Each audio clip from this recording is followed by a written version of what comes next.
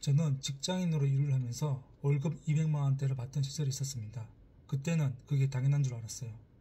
출근하기 싫다고 투덜대면서도 월급 10만원 올려주면 좋아했고 10분 일찍 퇴근하면 감사했죠. 왜 매일 12시간씩 일을 하면서 250만원 받는 걸 당연하게 생각을 했을까요? 어떤 책에서는 이런 말을 했죠. 일이 끝나고 주어진 휴식에 행복해하는 순간 세뇌는 끝났기 때문에 도망칠 수 없다. 저는 어렸을 때부터 가난한 환경에 살면서 세뇌가 되었기 때문에 노동자로서의 삶이 당연하다고 여겼던 겁니다. 그러다 우연히 어떤 사학을 통해 기존에 가지고 있던 관점이 완전히 바뀌게 되었죠. 저는 주어진 일만 하는 노동자가 아닌 스스로 가치를 만드는 사람이 되어야 되겠다는 생각을 하게 되었습니다. 이게 무슨 말이냐면 보통의 회사를 보면 대표가 있고 그 일을 돕는 직원들이 있습니다. 우리는 보통 이 직원들을 노동자라고 말합니다. 제가 다니는 회사를 예를 들면 사장님이 대표고 저는 어느 부서의 직원으로서 노동자였죠. 책을 읽으면서 알게 된 사실이 있는데 아래에 있는 사람은 위에 있는 사람이 없으면 일을 할 수가 없고 돈을 벌지 못합니다. 스스로 가치 있는 일을 하지 못한다는 거죠. 또한 위에 있는 사람보다 아래에 있는 사람은 자유롭지 못합니다. 수입도 훨씬 적고요. 지금 생각해보면 정말 어이가 없죠. 저는 위에서 주는 업무를 처리하기 바빴고 연봉을 조금 올려주면 좋아라 박수치고 불만 나올 때쯤에 주말, 휴가, 퇴근이라는 보상을 받았습니다. 작은 보상에 중독이 되어 하루하루 버티는 인생을 살았던 거죠. 하지만 관점이 달라진 이후 저는 노동자로서 20년 이상은 못하겠다는 확신을 갖게 되었습니다. 그때 의문이 생겼습니다. 저 위에 있는 사람들은 어떻게 해서 저기에 있는 걸까? 어렸을 때부터 조기 교육을 받은 걸까? 나는 사업을 하는 방법을 배운 적이 없는데 도대체 저 사람들은 어디서 배운 걸까? 이유를 찾고 싶었던 저는 여러 사학과의 관점을 두고 책을 미친 듯이 읽었습니다.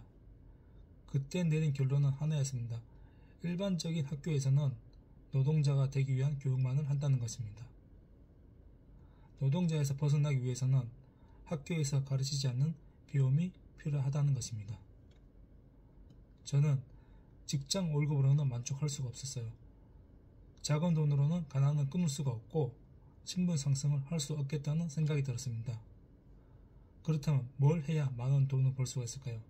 여러분도 아시다시피 바로 사업입니다. 돈을 벌려면 사업을 해야 합니다.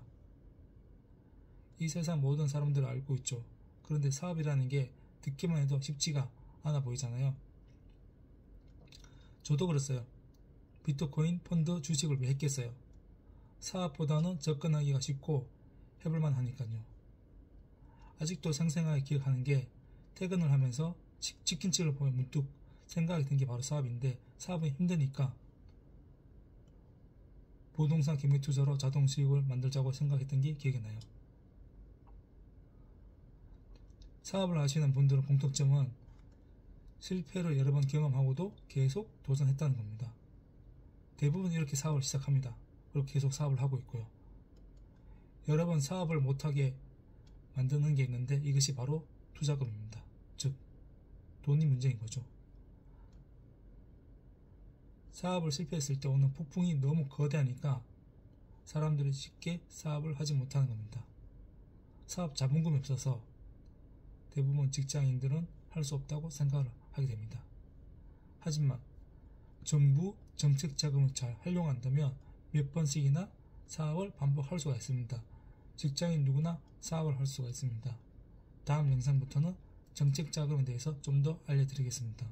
오늘 영상이 도움이 되셨다면 구독 부탁드립니다. 댓글로 궁금한 점이나 의견 남겨주셔도 됩니다. 그럼 다음 영상에서 뵙겠습니다.